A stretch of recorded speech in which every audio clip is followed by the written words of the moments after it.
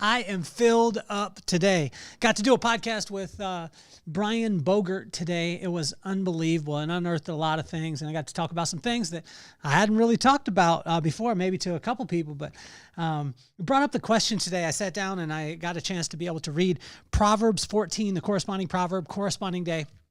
We've been going through this 3,000-year-old wisdom. And if you've been with us since the beginning, we started off January 6th. And what I was talking about is I've been doing this practice for like 30 years. And I read the exact same words on the corresponding day. So Proverbs 1 on the first of the month, and then all the way to Proverbs 31.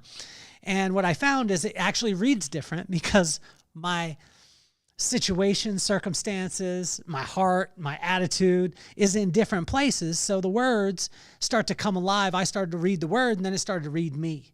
And today the question was, how will you know? Or I'll put it towards me. How will I know? How will I know if I'm wise? Because I keep hearing about this wisdom part, and I wanted to ask in all aspects of life. Number one, how do I know if I'm wise in my family? How do I know I'm wise in my friendships? And lastly, how do I know if I'm wise in my business? And it was amazing because God ran it down today and answered those questions. The corresponding proverb for the corresponding day never, ever disappoints. And today isn't an exception. So let's get this party started.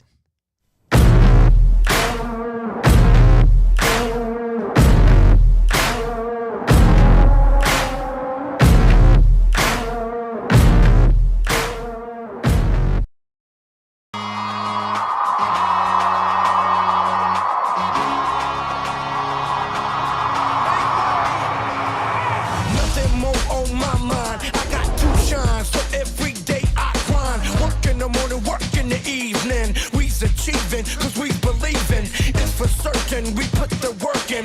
We ain't stopped just because it's hurting. Right before your eyes, so it's coming to no surprise. The takeover is televised. Over and over and over again. Make no mistake, we continue to win. Defeat never known, cause I will not lose. They wanna mimic my moves, but can't walk in my shoes.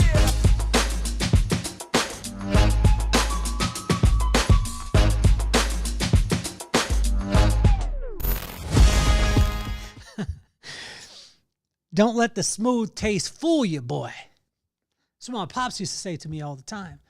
Because he was chill, he was wise, and especially as pops, he was as wise as they come. My buddy Will reached out to me today or sent a message and said, there's a quote that my pop said that there's only one business in the world and one business only.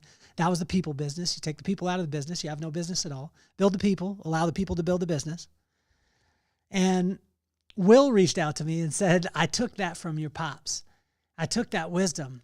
And my pops was very chill. This was later on in life. Early on when he was dad, he was a super strong, old school, get off my lawn disciplinarian. Don't call me by my first name. Call me Mr. C. Call me Mr. Cardenas. Call me Coach, but don't call me by my first name.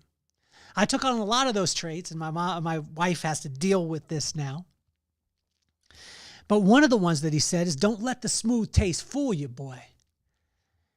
And what he meant by that, I learned later on in life, because when he was chill and he was pops and he was given wisdom, he said, don't let that fool you into thinking that I hadn't been through the war, that I hadn't been through the times, and I'm going to say war figuratively, that I haven't been through the wars in my life, that I haven't been through the challenges, that I wasn't willing to get my hands dirty. So don't let the smooth taste of pops fool you that I haven't laid the groundwork, and all these things that I'm telling you about don't come from theory, boy. They come from experience. And so that's the thing that I wanted to make sure that people understand when I'm talking about Proverbs, or I'm talking about God, and I'm talking about this aspect. It's one aspect of my life that has been foundational, but I want you to realize that you don't have to just have one aspect to you. You can have business, you can have family, you can have friendships. And I believe what God wants us to be able to do is to be congruent or consistent in all of them. Never are we going to be in a place where it's perfect. But it's amazing because the corresponding proverb for the corresponding day, like I was challenged by this because I keep hearing seek wisdom. This is what my mom told me for a long time. Whatever you do, seek wisdom, son. And then I learned that wisdom was the right use of knowledge. I was like, cool, how do I get it? By fear of God. I don't want to fear him. But then he said, I don't mean it in that context. What I mean it in is that I want you to respect me. But the only way I could respect you, God, is if I spend time with you. But the only way I spend time with you is if I'm present with you and I actually set aside time to be able to spend time. And how can I communicate with you? Well, at first it'll be through the word, and I'll read the word, and then the word will start to read me. So if I can do that, then I respect the character. And then if I respect the character, then I respect God. And then when I respect him or fear him, then he'll give me wisdom, right use of knowledge. He'll bring knowledge. And then with that knowledge, he'll bring understanding. With that understanding, he'll bring insight. With that insight, he'll bring discretion. With that discretion, he'll bring discipline. And with that discipline, he'll bring strength. And that strength will lead me right back to the fear or respect of him. But where my confusion was is, okay, so how will I know if I'm wise in this thing? Because what you've told me over time is that the right thing, the right, depends on the situation. It doesn't depend on the system. And God had said it many times throughout the word that he wouldn't be housed in a house that was built by the hands of men. Meaning that we couldn't systemize God, that we had to be present with him. So then there was my question, like, how will I know? How will I know if I'm wise? Let's start off in the family. How will I know if I'm wise with my friendships? How will I know I'm wise in business? And he answered these questions just like he does through other questions. So this one's going to be a tough one. And if you don't want to, sometimes I don't want to hear it. So I just turn it off. And I did this for a lot of times with God, but if you don't want to hear it, and ask yourself these questions, because once you hear them, you'll never be able to unhear them. So the first question in how will I know if I'm wise in my family, my friendships, or my business is number one is, am I building or tearing down? And in verse 1 of Proverbs 14, it says, a wise woman builds her house, but with her own hands, the foolish one tears it down. And God asked me that is, are you building or are you tearing down? Some people will be like, well, I'm tearing it down to remodel it. Well, then you're building. But I had to ask myself this question, am I building in my family? Am I building them up? Am I building things for them? In my friendships, am I building my friends up? In my business, am I building it or am I tearing it down? This was a hard one for me to be able to sit in. In verse number 11, it goes into the house of the wicked will be destroyed, but the tent of the righteous will flourish. Watch that. The house of the wicked, if I'm doing the wrong thing, if I'm tearing things down, even if I build the house, it will be destroyed. But the tent, the thing that doesn't have much value and we don't think could hold that much, will actually have more value than the house that a person that did it for the wrong reasons will have it. In verse number 14, it says the faithless will be fully repaid for their ways, and the good rewarded for theirs. If I stutter while I'm reading, I haven't been a good reader my whole entire life, and I don't know if you can relate to this, but especially reading in front of people as a kid, it freaked me out. That's why I wanted to do it as much as possible. So if you hear the ums, the ahs, things like that, bear with me. I love you. I hope you love me too. And in verse number 22, it says, do not those who plot evil go astray, but those who plan what is good find love and faithfulness. In verse number 24, it says, the wealth of the wise is their crown, but the folly of fools yields folly. The folly of fools yields folly. So if you're foolish and you yield folly, that's what you get. And verse number 32, it says, when calamity comes, the wicked are brought down, but even in death, the righteous seek refuge in God. Am I building or am I tearing down? The number 2 question is, how am I walking through life? How am I walking through life? Verse number 2, it says, whoever fears the Lord walks uprightly, but those who despise him are devious in their ways. Whoever fears the Lord walks uprightly. I never read it that way, and I've read this for 30 years, and I never read it like that. But it says, whoever fears the Lord walks uprightly. Well, it says the fear of the Lord is the beginning of wisdom. So if I am truly wise in my family, in my friendships, and in my business, then I'll walk uprightly, meaning that I don't have anything to hide. And how am I walking? In verse number 12, it says, there is a way that appears right to be right, but in the end leads to death. In verse 19, it says, evildoers will bow down in the presence of good, and the wicked at the gates of the righteous. Never grow weary in doing good works. How am I walking through life? Number 3 is how am I speaking life? Am I speaking life to those around me? Verse number 3, it says, a fool's mouth lashes out with pride, but the lips of the wise protect them. In verse number 7, it says, stay away from a fool, for you'll not find knowledge on their lips. Are you speaking life? Are you using people's names? Are you lifting them up? Are you celebrating inch stones? Are you doing this? And if you are, then you're being wise in your family and your friendships and in your business. Question number 4. Are my hands soft? And this was the thing that my pops would say to me, boy, are you willing to get dirty? And I was like, come on, Pop. And see, in verse number 4, it says right here, where there are no oxen, the manger is empty, but from the strength of an ox comes abundant harvest. Are my hands soft? Am I doing the work? Am I willing to get dirty? You see, because when there's oxen, there's going to be manure, there's going to be nastiness, there's going to be dirt, but there's also going to be amazing work that's going to happen. And there's going to be incredible strength. So are my hands soft, and am I willing to get dirty? In some cases, yes. In some cases, I say, I just want the spoils, but I don't want to put in the work. But I can tell you this, every single person that I see that has sustainable wealth or sustainable anything, their family and their friendships and in their business, anytime I see anything that is of value, it is always because that person is willing to get their hands dirty. Are my hands soft? Ask yourself that today. Next question is, am I honest? In verse number 5, it says, an honest witness does not deceive, but a false witness pours out lies. That's pretty simple. It puts it right to the point. Verse number 13, even in laughter, the heart may ache, and rejoicing may end in grief. Sometimes we mask and use comedy. I've done this in the past. I use comedy to be able to mask pain. But am I being honest? Am I being honest in all that I do? In verse number 25 also, it says, a truthful witness saves lives, but a false witness is deceitful.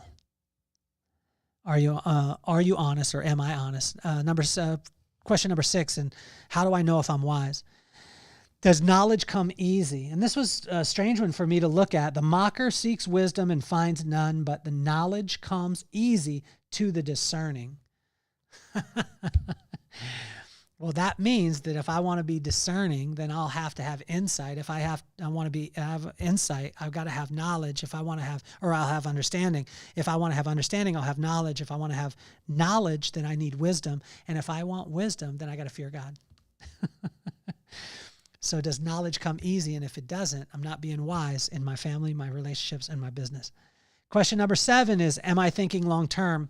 And I'm not going to read every one of these verses, but you can go into them. Verse number 8, the wisdom of the prudent is to give thought to their ways, but the folly of fools is deception. See, prudence means that the thought of the future. I'll give you one more, is verse number 16. It says, the wise fear the Lord and shun evil, but a fool is hot-headed and yet feels secure. Or am I thinking long-term? In verse number 17, 18, 29, and 34, it goes into this also. The next question is, am I seeking outside validation? This one was a big one because I think I do this. I'm very guilty of this. Each heart knows its own bitterness, and no one else can share its joy. And no one else can share its joy. Realize that the things that you're going through and the work that you're putting in, and the dark work, as Anthony Truck said yesterday or the other day on the podcast, no one else will know that. No one else knew all the free throws that Michael Jordan shot in the dark and Kobe Bryant to get prepared for that game. And my brother told me this. He said Michael Jordan didn't need for somebody to congratulate him on the free throw that he made in practice. That was a part of the work. And so when you're seeking outside validation, I could tell you this from experience, it's always going to let you down. Verse number 20, the poor are shunned even by their neighbors, but the rich have many friends. And I looked at that and I said, like, what does that mean? The poor are shunned even by their neighbors, and the rich have many friends. But the rich have many friends a lot of times because of the advantages that they can give to other people. But if you're seeking outside validation, you'll be surrounded by a lot of people who will want you to do well when you're doing well, but they won't be there when you're not. And am I wise in my family, in my relationships, in my business? Well, if I'm not seeking outside validation and I'm just looking at what God would have me to do on that particular day, then is when I'm being wise. The last one in this is a large population is a king's glory, but without subjects, a prince is ruined. Allow God to give you that validation. Question number 9 in this is, am I generous? Am I generous? This one's a massive one. It comes to me from Gary Spellman. In verse number 21, it says, it is a sin to despise one's neighbor, but blessed is the one who is kind to the needy. That speaks for itself. In verse 31, it says, whoever oppresses the poor shows contempt for their maker, but whoever is kind to the needy honors God. And the last one here is, am I seeking wisdom? Am I actually seeking it? So if I want to be wise, like how will I know if I'm being wise? Well, it's funny because I think God has the greatest sense of humor in the whole entire world. And what he was saying to me at the end was, ask yourself, am I seeking wisdom? Because if you're seeking wisdom, I'll give it to you.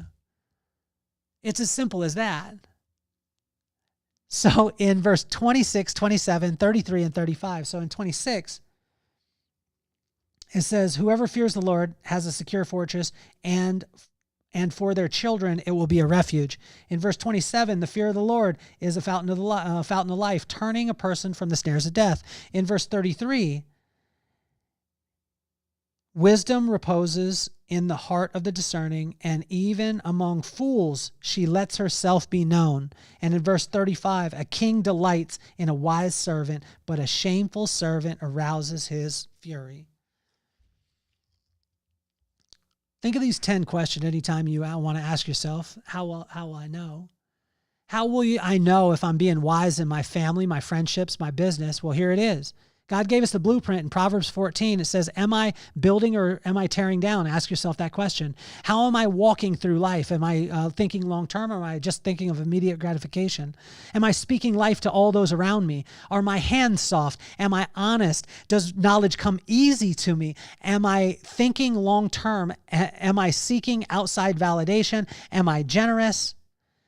And am I seeking wisdom? And what God revealed to me right at the end was, even the world rewards the wise. Because what my pop said was that he would always tell me, he said, you can't mix oil and water, boy. If you take water like this and you fill it halfway with oil and then you shake it up, it'll kind of mix together, but then when it settles, it'll go back to its place.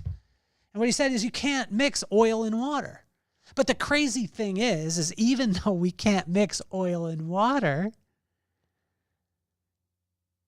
God honors the wise.